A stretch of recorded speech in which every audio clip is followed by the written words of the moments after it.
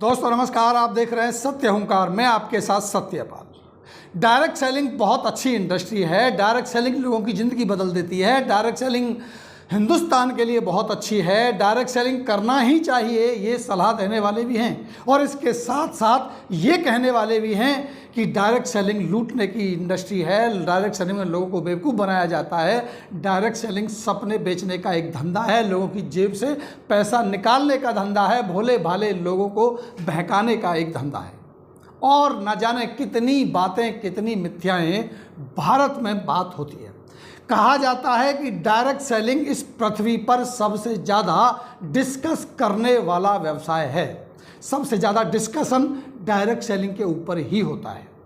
लेकिन आज मेरा मुद्दा ये नहीं है। आज मेरा मुद्दा ये है कि हम आज जानेंगे कि आखिर भारत में डायरेक्ट सेलिंग आया कैसे। कोई कहता है 96 में मोदी केयर ने इसको शुरू किया, कोई कहता है 98 में आया, कोई उसके बाद की कुछ बातें बताता है। और सबसे बड़ी मिथ्या ये है कि भारत में जितनी भी कंपनियां काम कर रही हैं, हर कंपनी का डिस्ट्रीब्यूटर, हर कंपनी का मालिक अपने आप को भारत की सबसे नंबर 1 की कंपनी बताता है।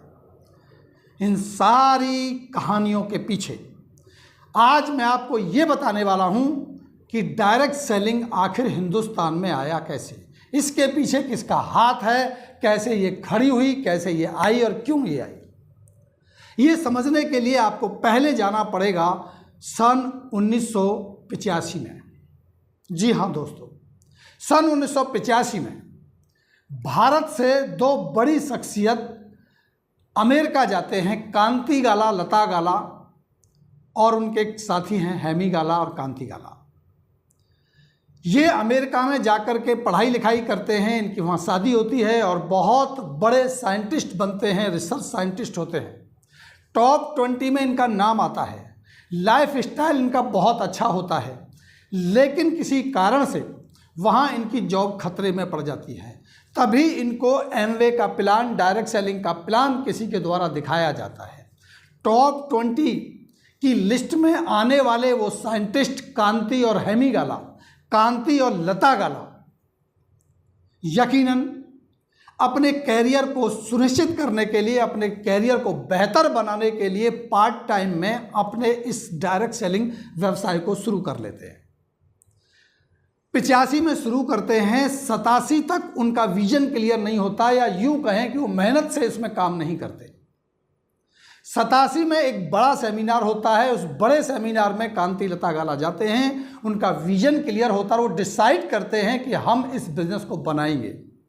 और उसके बाद दुनिया के टॉप 20 की लिस्ट में आने वाले साइंटिस्ट अपने काम के साथ साथ पार्ट टाइम में, जिनके पास एक बेहतर लाइफ स्टाइल था, अच्छी खासी इनकम थी, अच्छी खासी जॉब भी थी, लेकिन डर था कि ये जॉब कहीं चली ना जाए, इसी डर ने उनको मजबूर कर दिया डायरेक्ट सेलिंग के व्यवसाय को पार्ट टाइम में बनाना चाहिए। ये उनके मन में विचार आया और उन्होंने 87 में इसको बनाना शुरू किया।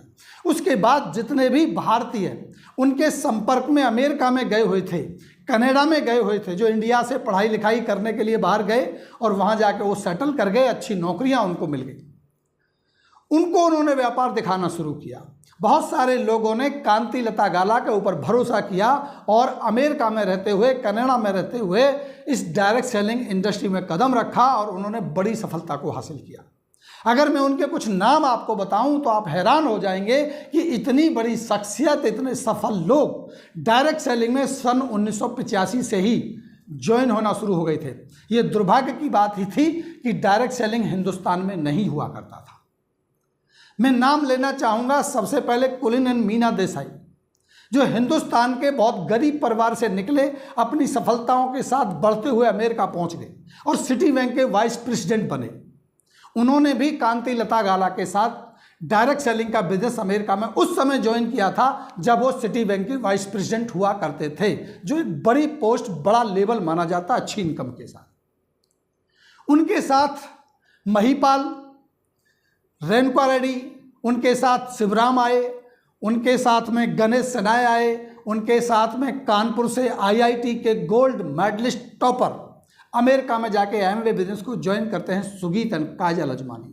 उनके साथ और भी बहुत सारे साइंटिस्ट आए, सोनी आए, और उनके बाद डॉक्टर हरभजन सिंह ब्लैच आए, जो MBBS MD थे, जो हिंदुस्तान में पढ़ाई लिखाई करने के बाद अपने सपनों को साकार करने के लिए कनाडा गए, जो वहाँ एक बहुत अच्छे हॉस्पिटल की एक बड़ी रेंज चलाते थे, अच्छे खासे सफल इंसान थे।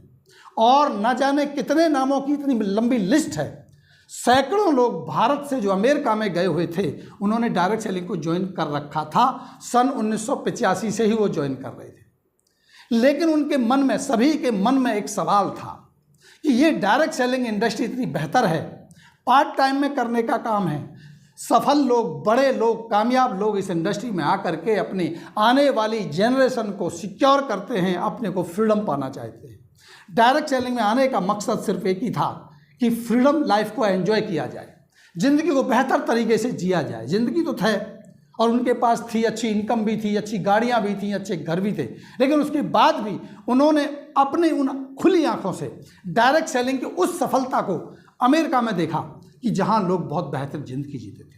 और जब डायरेक्ट सेलिंग में उन्होंने काम किया तो ये पाया कि डायरेक्ट सेलिंग ना कि एक व्यक्ति की ज़िंदगी को बेहतर बनाता है, साथ साथ देश की इकोनॉमी को एक ग्रो करता है, लोगों को रोजगार देने का काम कर सकता है। उन्हें लगता था, उन सारी की सारी जो पूरी टीम थी अमेरिका के अंदर भारतीयों की, जो डायरेक्ट सेलिंग में बहुत बड़े लेवल पर जा चुके थे, उनको लगता था काश ये हिंदुस्तान में होता। हिंदुस्तान बहुत बड़ा देश है, हिंदुस्तान में बहुत गरीबी है, बेरोजगारी है, रोजगार की आवश्यकता है, केमिकल बहुत सारा है, काश ये बिजनेस इंडिया में होता, भारत में होता। इस उम्मीद के साथ कांति लता गाला ने प्रयास किया, डॉक्टर ब्लैच के साथ ये प्रयास हुआ, सुगीत काजल अजमानी के साथ ये प्रयास हुआ और पुलन मीना देसाई के साथ ये प्रयास हुआ। बहुत प्रयास हुआ। वहाँ के बड़े डिस्ट्रीब्यूटर से और कंपनी के मालिक से कहा गया कि आपको ये व्यापार हिंदुस्तान में लॉन्च करना चाहिए। ये शुरुआत 1990 से हुई कि इस व्यापार को हिंदुस्तान में लॉन्च किया जाए। काफ़ी प्रयासों के बाद एमवे कंपनी तैयार हो गई और वहाँ से प्रक्रिया चलते चलते 1995 में भारत से परमिशन मिली। 1995 से एमवे इंडिया में आई और उन्होंने यहाँ अपने कारोबार की शुरुआत करने के लिए एक ऑफिस लिया। 95 से लेकर 98 तक लगातार इसके ऊपर काम होता रहा और ऑफिशियली 5 मई 1998 को एमवे इंडिया में लॉन्च हो गई। हालांकि इससे पहले मोदी केयर व्यापार शुरू कर चुकी थी डायरेक्ट सेलिंग का, लेकिन क्योंकि ना तो मोदी केयर के पास कोई हिस्ट्री थी सक्सेस की, ना उसके पास सक्सेसफुल लोग थे, ना कोई मॉडल था, तो उसने बहुत ज़्यादा काम नहीं किया था। वो लोगों को समझाते थे, लेकिन जब तक लोगों को विजन नहीं दिखता, लोगों को बात समझ नहीं आती। धीरे धीरे व्यापार बढ़ रहा था। लेकिन एमवे के साथ अच्छी बात ये थी कि जब एमवे ने 5 मई 98 को ये बिजनेस यहाँ लॉन्च किया, तो उसके पास इंडिया के ही वो लोगों की एक बड़ी लिस्ट थी जो पहले से ही सफल थे, जिनके पास इस इंडस्ट्री के माध्यम से लाइफस्टाइल था और उन लोगों ने पहले ही तैयारी कर ली थी। जैसे ही 90 में ये तय हो गया था कि एमवे का बिजनेस अब भारत में जाएगा, वो लोग भारत आने लगे थे और उन्होंने यहाँ अपने नेटवर्क पे काम करना शुरू कर दिया था। 95 के बाद तो ये काम बहुत तेज़ी से हुआ। 98 आते आते, लॉन्चिंग आते आते तो बहुत सारी तैयारियां कर ली गई थी। जितने भी सक्सेसफुल लोग इंडिया के अमेरिका में रहते थे, वो वापस इंडिया आ चुके थे और उन्होंने इस पर जोर शोर से काम शुरू किया। यकीनन क्योंकि सफलता थी इन लोगों के पास, मेहनत की गई थी।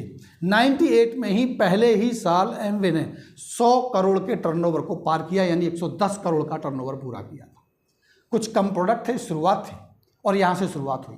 बहुत सारे लोगों को जब ये प्लान दिखाया गया, वो सफलता दिखाई गई, लोगों ने भरोसा किया, विश्वास किया। बहुत अच्छे लेवल के लोग मीटिंगों में जाया करते थे।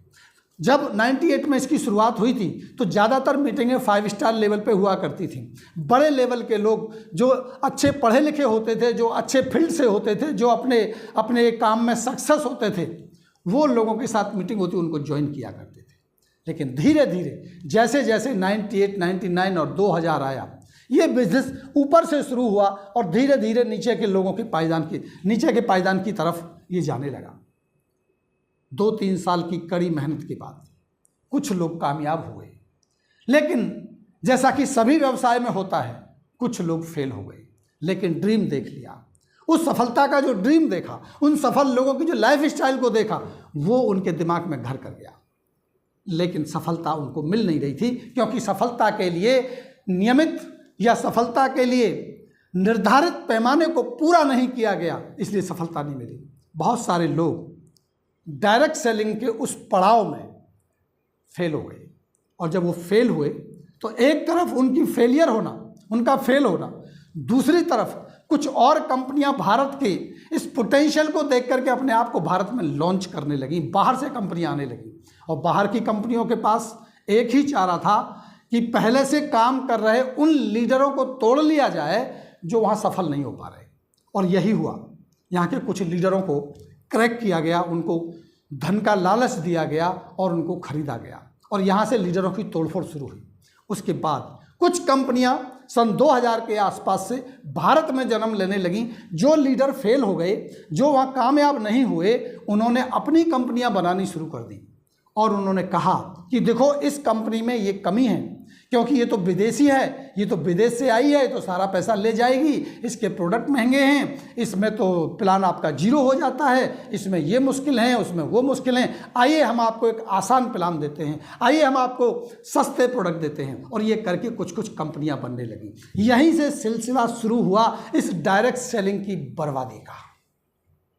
सच यही है दोस्तों कि जो डायरेक्ट सेलिंग का असली रूप है, जो डायरेक्ट सेलिंग का असली रूप भारत में आया था, जो डायरेक्ट सेलिंग की वजह से हिंदुस्तान की बड़ी शख्सियत और ज़्यादा सफल हो गई, जिसमें कांति लता गाला होते हैं, जिस डायरेक्ट सेलिंग में कुलीन और मीना देसाई होते हैं, जिस डायरेक्ट सेलिंग में सुगीत और काजल अजमानी होते हैं, जिस डायरेक्ट सेलिंग में डॉक्टर ब्रैच होते हैं, वो डायरेक्ट सेलिंग 2000 से पहले जो भारत में 98 में शुरू हुई थी या पहले अमेरिका में थी, वो डायरेक्ट सेलिंग बदलने लगी।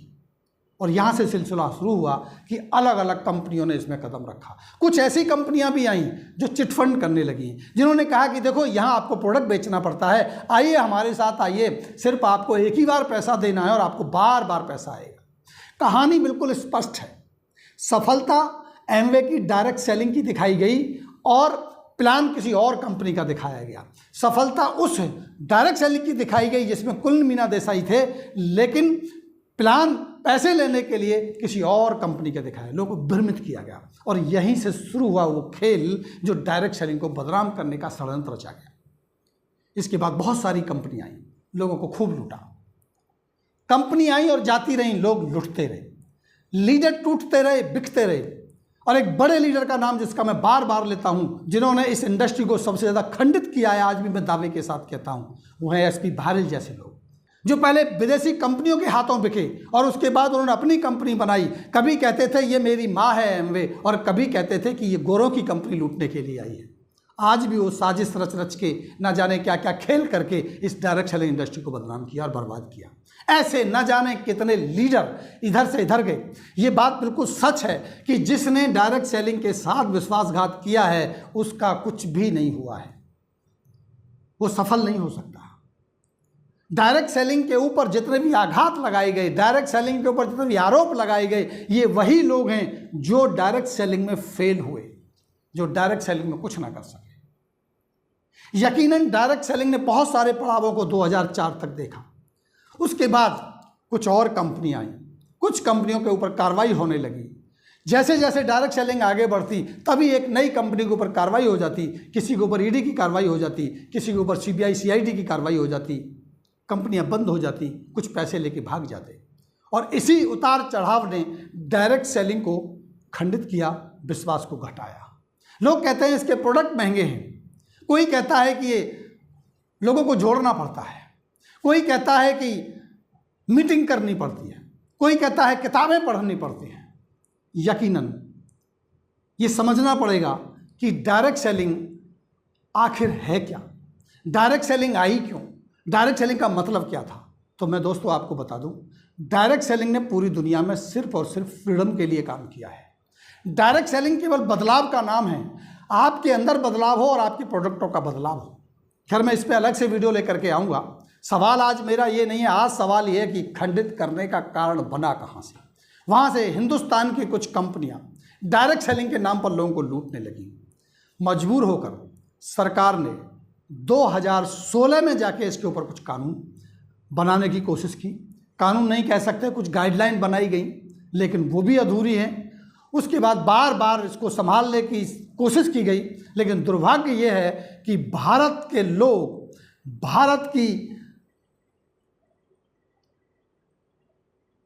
भारत सरकार की वो लॉबी भी डायरेक्ट सेलिंग के सही मूल सिद्धांत को समझ नहीं पाई, और आज भी इसी की वजह से डायरेक्ट सेलिंग खंडित हो रही है, डायरेक्ट सेलिंग बर्बाद हो रही है, डायरेक्ट सेलिंग पीछे हो रही है।